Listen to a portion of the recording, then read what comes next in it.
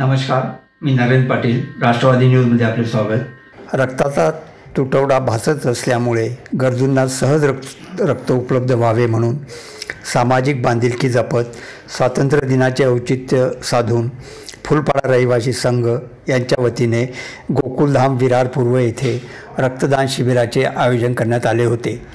या प्रसंगी माजी नगरसेवक आजीव पाटील, विलास चोरगे, सौ प्रतिभा पाटील, हार्दिक राऊत, समाजसेवक निषाद चोरगे, आनंद चोरगे, धवल चोरगे,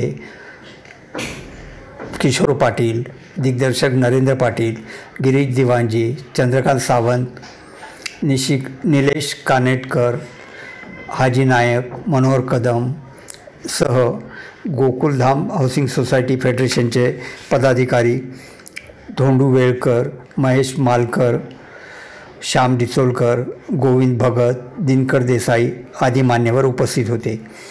यावेळी मोठ्या संख्येने रक्तदात्यांनी रक्तदान केले.